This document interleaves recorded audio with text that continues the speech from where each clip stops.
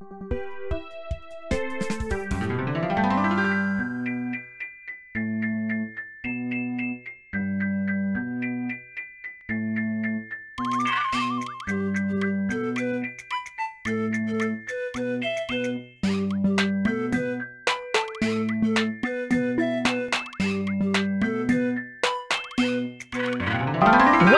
to another edition of Children's Hour. In this series, we're talking about heroes. And in this episode, we're talking about you finding your own superpower. Do you have an idea of what your superpower might be? Let's ask Miss Marva if she'll read us some stories and do some activities with us. Let's read a book.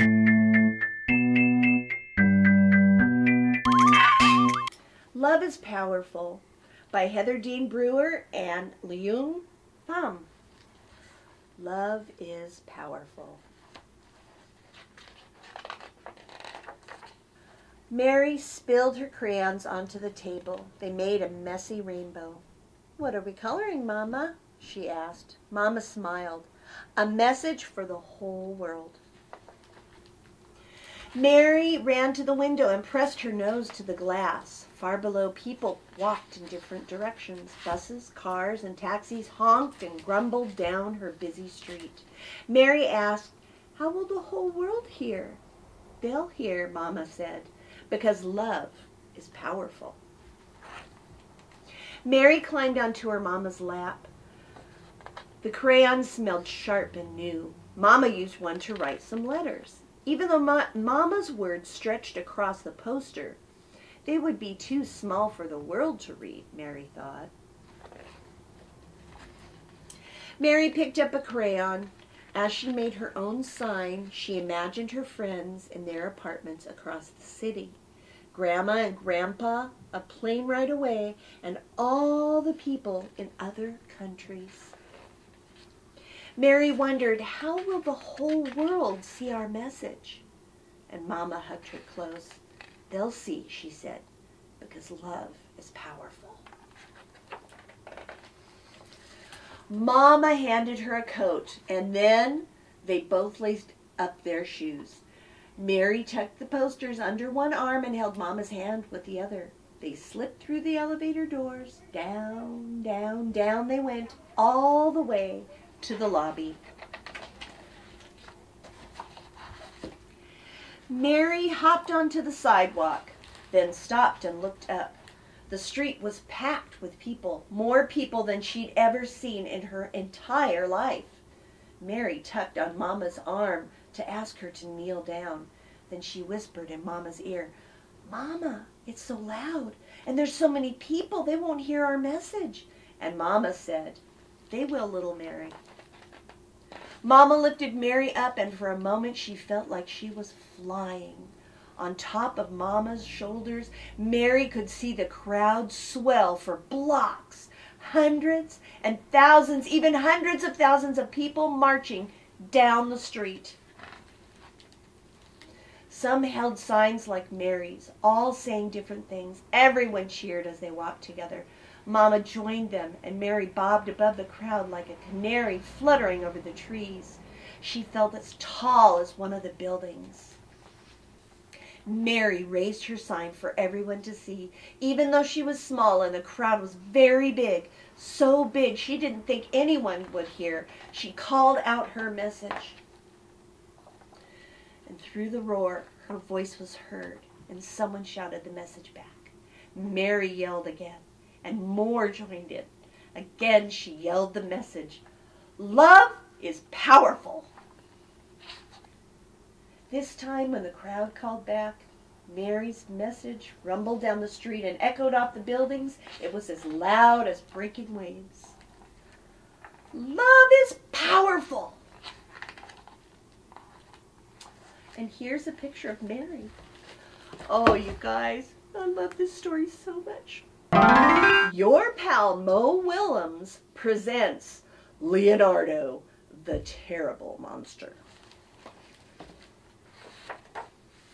Leonardo was a terrible monster. He couldn't scare anyone. He didn't have 1,642 teeth like Tony. Note, not all teeth are showing.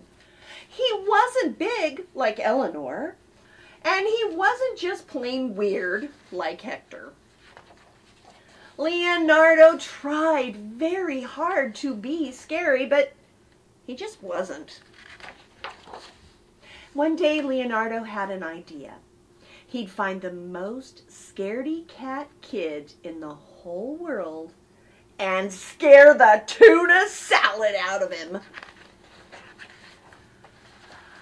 Leonardo researched until he found the perfect candidate.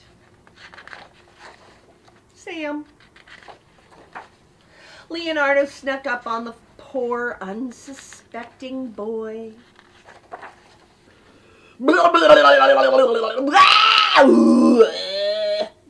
And the monster gave it all he had.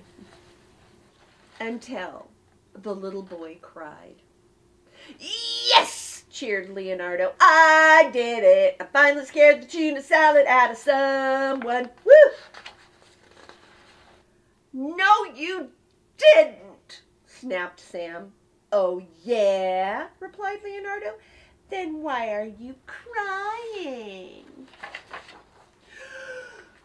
My mean big brother stole my action figure right out of my hands while I was still playing with it, and then he broke it on purpose, and it was my favorite toy, and I tried to fix it, but I couldn't, and I got so mad I kicked the table, and I stubbed my toe on the same foot that I hurt last month when I accidentally slipped in the bathtub after I got soap in my eyes trying to wash out the bird poo that my brother's cockatoo pooped on my head, and I don't have any friends, and my tummy hurts. That's why. Then Leonardo made a very big decision. It's okay. Instead of being a terrible monster, he would become a wonderful friend. And there they are. Leonardo and Sam, friends forever. But that didn't mean that he couldn't try to scare his friend every now and then. Boo! The end. Let's craft. What you need. Paper, scissors, markers or crayons or pens for decorating. Right now, I'm going to teach you one of my all-time favorite things to do. I'm going to teach you how to make a tiny book. I love books. I love the library. I read all the time. And making my own books, I think, is really fun. And I've taught lots and lots of kids, like thousands of kids, along the way how to make books. This is a super easy one. You may need to watch more than one time how to do it, but you can do it. I believe in you. And once you know how, then you've got a book for like every day of the week. So I make things like these little books that have actual stories. I also make books like this that are just decorated. I make books that I cut pictures out of magazines and glue inside my book. So books are fun for all sorts of reasons, and it's really nice to be able to make a really quick little book. All you need is a piece of paper and some scissors. That's it. You don't need anything else to do these. Let me show you how to fold these together, and then I will show you one of my books, how one of my books works. So I'm going to put these down. Here's your paper. This is an 8.5 by 11 sheet of paper. Now you can use a bigger paper. You could even use a smaller paper, but your book's going to be really, really tiny if you do that. So start with an 8.5 by 11 sheet if you have it. The first thing we're going to do is fold that sheet in half like that. Okay? I'm going to show you again. It's the big rectangle. We're turning it into half a rectangle. Okay. And that's what it looks like from the side. At this point, you have half a sheet of paper, like this. Now we're going to take your half a sheet of paper and fold it in half again. I just folded it down. So it's going to be this size now. And if you look at it right now, the side of it is going to look like a mini mountain. We are going to do one more thing to change your mini mountain. Take the top flap, this is the top flap, and fold it over going the opposite direction. Okay? And then it's going to make you an M, and you're going to have a mountain. So, you've got your M.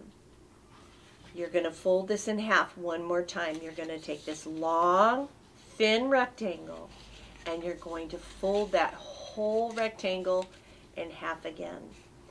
Give it a good squeeze, like this. Now, when you open it up, you will have either an M or a W, depending on what's on top, but you will notice that there's a fold in the middle. When I turn it over, there's a fold in the middle. We are going to cut just this much. We are not going to cut the whole paper in half. We're just going to cut this part right here in half.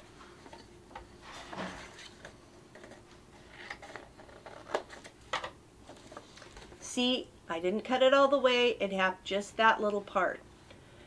And now you hold each side, fold it down, and then you just fold it into a book shape. There you go, you've got a book right there. Very tricky. There is a book. And some people call this a hamburger book or a hot dog book. So you might have even made this before. If you've been to kindergarten, you might have even made one of these in kindergarten. But this is one of my favorite books, and it's tiny enough you can put it in your pocket. It's always good to have a book in your pocket. All right, so now I'm going to show you a little bit about books. So here's my little book. Here's a book I wrote. On the front is the word hero. It says Hero by Marva. That's the title or the name of my book and the author. And I'm the author. My name's Marva, so it's by Marva, and I'm the author. Stories are really good if they have a beginning, a middle, and an end. So I'm going to show you a very simple story in my tiny book with a beginning, a middle, and an end. So here you go. Hi, says the bunny. So that is the beginning. That's the character of the bunny. So this story's going to be about a bunny. So that's your beginning. Your middle, uh-oh, there's a conflict. Something is happening. The building is on fire. It even says the word fire, F-I-R-E, fire. So there's the building on fire. We started with the super bunny. Now we see fire. So what's going to happen? Uh-oh, there's a baby, and the baby's saying, help! Uh-oh, we need Super Bunny to help us. So our beginning was Super Bunny. In the middle, we see a fire and somebody in trouble. And in the end, we see Super Bunny taking water and pouring it on the fire. And it says, the end. So there's the end. A beginning, a middle, and an end. So maybe you could take your book and try that out. Try making a story in it. A comic book story. A lot of comic books are written that way too. I also wanted to show you this book. This book is covered with decorations on the front. On the inside, I have done some words to learn how to write words. So that's another thing you could do. You could work with your grown-up to have them help you learn learn new words, how to write them and how to read them by putting them inside your book. I don't think you can see it very well, but inside this I've taken the word love and I put little dots so that you could follow the dots with a marker to make the word love. I used to do that with my students all the time. I would help them learn words that way. Here is the word hero. That might be a word you want to learn how to spell, H-E-R-O. So I wrote the word hero and then I took a marker and wrote over the top. That's a good way to learn how to write, is by having the word and tracing over the top of it. Here is the word star. I did the same thing. It's another four-letter word, S-T-A-R, star. And then I drew the stars there too. So that's another thing. That's the end of the book. It says the end. That's another thing you could do with your book, is help yourself learn how to learn new words and how to write words. So that's another fun thing to do with books. I hope that you learn to love books as much as I do, because I think they are the coolest thing. Thank you for making this art with me. Let's watch a video.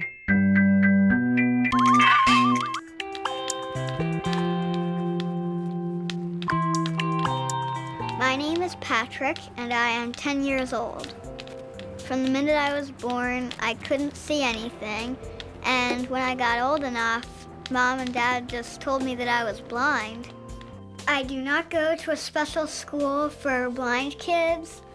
I just go to a regular public elementary school, and it took a lot of practice for me to get used to the halls there, but as I get older, I'm starting to go places more independently. The flying fox. The way that I learn about things that I can't see, I have to either have a model or, in some cases, an actual object. And I learn about things by feeling them. I think this jawbone's very interesting. You can see all the teeth. Now this little skull here, you might not think it, but it's a skunk skull. That's how you strike it. That's good. I'm really interested in golf. I've been taking lessons every week. Perfect. Just feels really good. I like to be outside hitting balls and in the fresh air.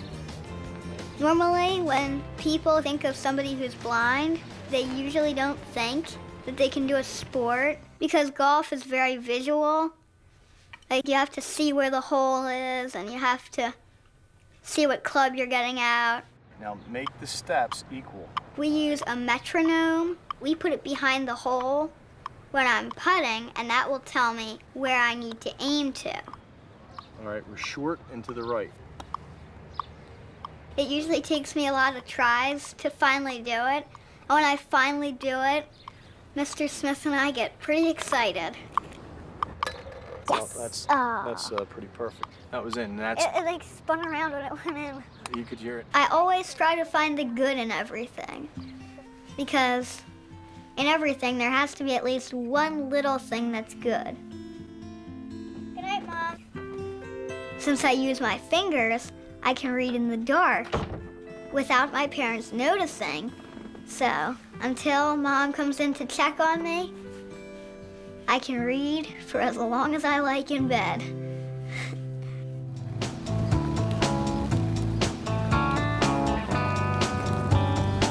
My name is Alec and I'm 8 years old.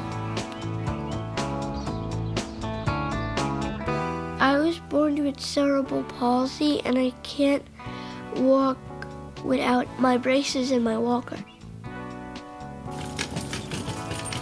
My feet turn in and I have these things on my legs and it helps me keep my foot straight.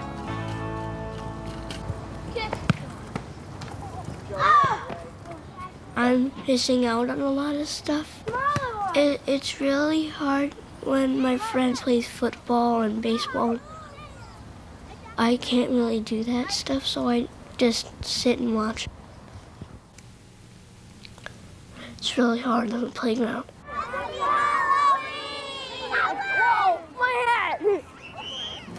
I'm just happy because I have friends and they always try to include me in anything that they do. If I'm in my walker, I can go like 74 miles per hour. And if I don't go fast enough, they would always push me from behind.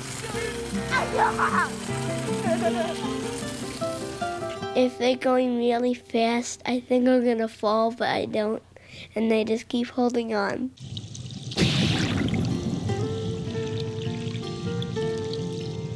I feel most happy in the pool than any other place because I'm on my own when I'm swimming. When you're floating, it's a big difference when you're standing. It makes me feel free.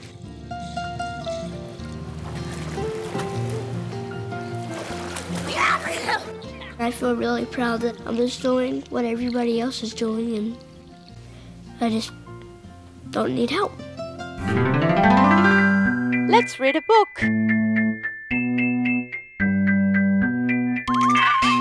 Princess Super Kitty by Antoinette Portis, Princess Super Kitty. There are girls who are regular girls, but not me. I have ears and a tail because today I am a kitty. When Mom says, Maggie, I say, meow. That means I'm a kitty, not a Maggie. Kitties are cuter than regular people. When Mom says milk or juice, I say, meow. That means milk, please. Kitties only drink milk from a dish. And then Mom says, are you hungry, kitty? And I say, meow. That means yes. Kitties only eat fish and peanut butter and banana sandwiches. Kitties like to take lots of naps, but not me, because I'm not just a kitty. I am Super Kitty! Super kitties don't take naps, they fly all over the place and look for people to rescue. When Mom says, Super Kitty, can you bring me the baby's bottle? I say, yes, and zoom there in 0 seconds. Super Kitty can see things with their super strong eyes. Oh, they lift things with their super strong muscles. And Super Kitties have to open jars for everybody in the whole world. But not me, because I'm not just super and a kitty. I am Princess Super Kitty. Princess Super Kitties do not open jars. They do royal things with jewels. Sometimes Princess Super Kitties let their brothers play with them. Glue stick, please. Princess Super Kitty is someone you obey. Princess Super Kitties make parades around the land so their people can adore them. Hi, Mom! I love being a Princess Super Kitty. Then Mom says, it's bath time, Princess Super Kitty. And Princess Super Kitties don't like baths. They run and hide. But not me. I don't run and hide because now I'm not just a princess and super and a kitty. I am a water lily hula porpoise Princess Super Kitty of the sea. Meow. Let's craft. What you need. Cereal box or cardstock, tape or glue, colored paper, markers or pens, scissors, elastic or yarn. Hi there.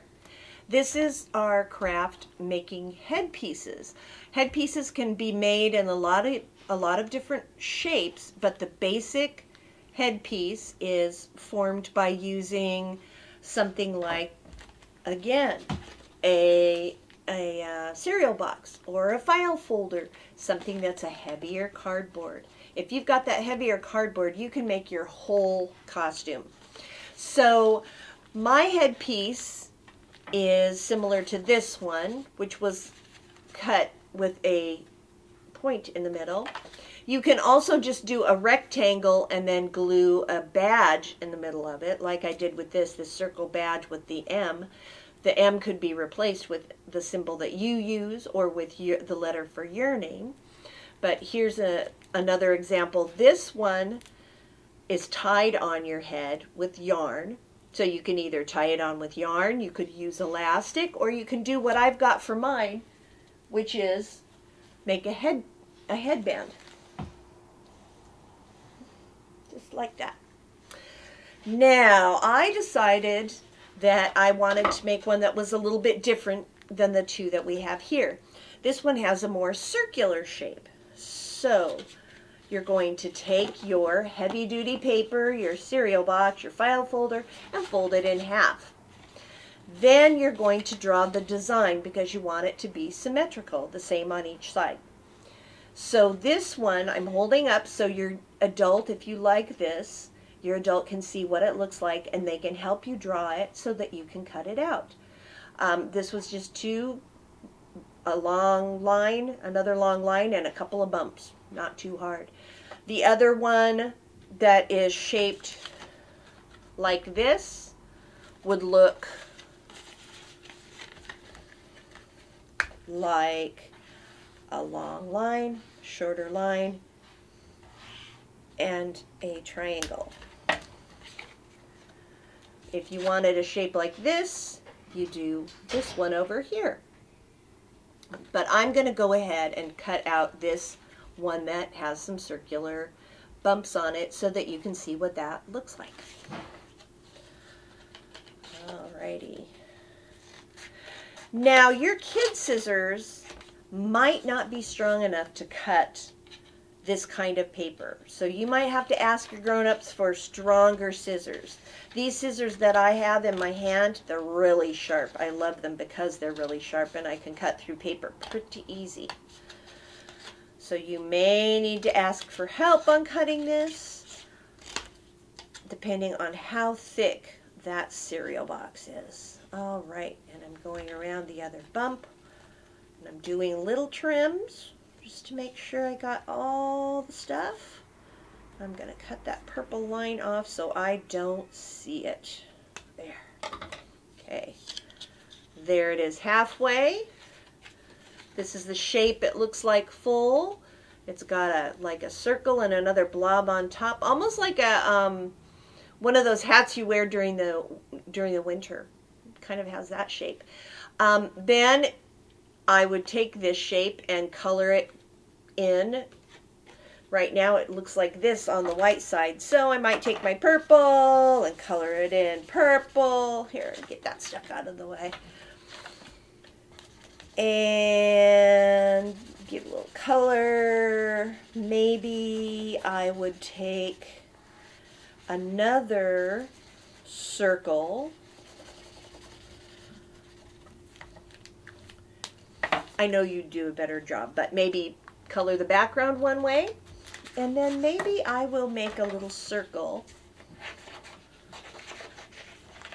to go inside it.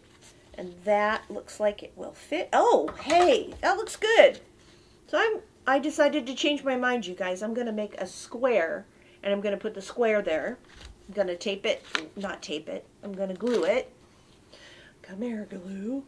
And then I'm going to think about, okay, what do I want inside this green square? Purple and green together remind me of spring. So what I'm thinking is I might want to put a flower shape in the middle of this. So I like tulips, and I have a little pink here. So I'm going to cut myself a tulip shape. Now, I don't trace things and draw things as much as maybe you would need to do. I've done this for a long, long time, and I've cut out hundreds and hundreds and hundreds of masks and all sorts of shapes. So I've been cutting for a really long time, and I can kind of look at the paper and get an idea of what things need to look like. So don't feel like you have to be that way. You can draw it first and then cut it out. That's how I learned. When I was your age, that's how I learned. I'm a grandma age now, so I've had a lot of time to practice this stuff, you guys. All right, so I cut out my tulip shape, and I'm going to glue that in the middle of the green. Yeah. And moving the glue around a little bit so everything stays down. There we go. All right, so the only thing I would need to do then is decide how I want to hold this on my head. Do I want to do a headband? Do I want to use elastic? Do I want to use yarn? If I want to use elastic or yarn, I just need to put a hole here and a hole here so that my elastic and yarn can go through that hole and then tie on my head. So there's an example of some really cool headbands. This one, just so you know, this one here, this shiny one, was made with an old chip container. You know, the inside of potato chips, sometimes they're shiny silver. You can clean them off and use them for art. And that was what I used for the silver part of this. I hope you have fun making your costumes. Thanks for playing with me. Let's watch a video. There's Something in My Attic.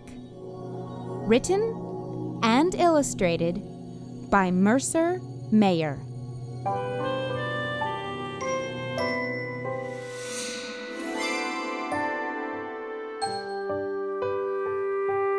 I was never afraid of anything when we lived in the city.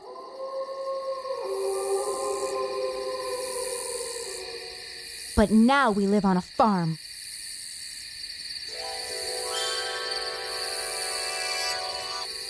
At night, when the lights go out, I get scared.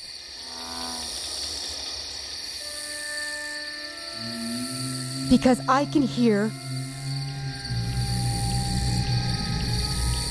a nightmare in the attic.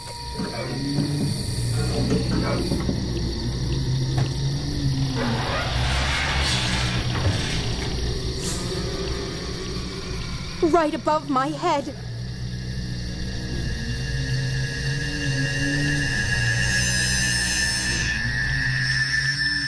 Doesn't seem to bother Mom and Dad.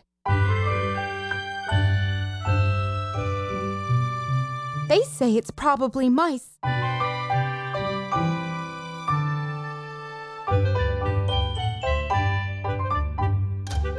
But it sounds too big to be mice.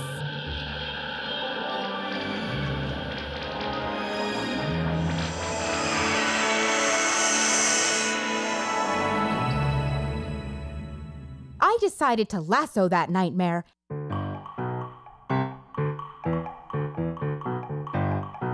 and bring it down to show them.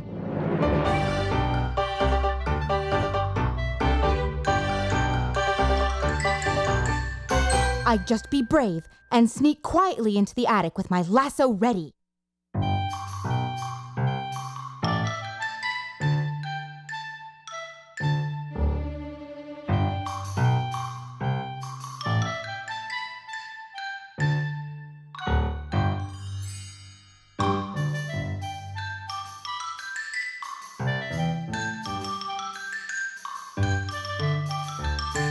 It wasn't there.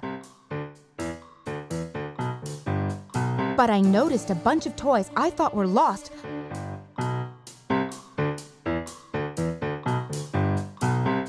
lying in a pile behind some boxes.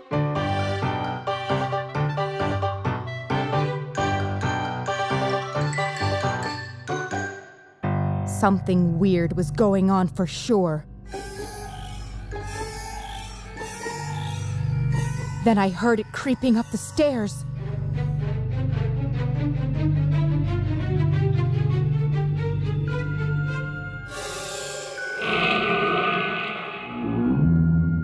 There it was, standing in front of me with my brand new teddy bear it had just stolen from my room.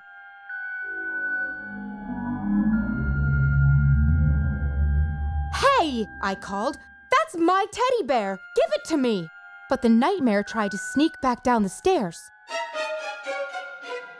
So I chased it. Then I lassoed it. It was hugging my bear as hard as it could.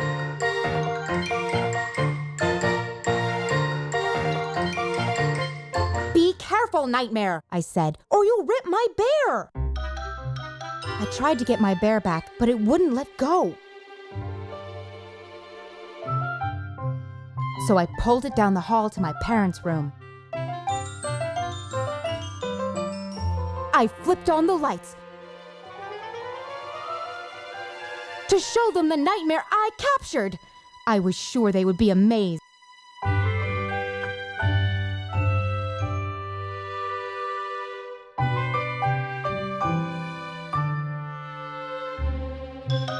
But nightmares are very tricky, and sometimes they just slip away.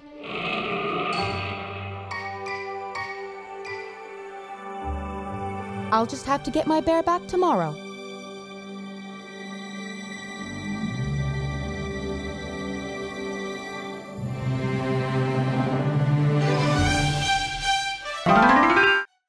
Thank you for joining us for another episode of Children's Hour. You can find more in this series and other series on our YouTube channel.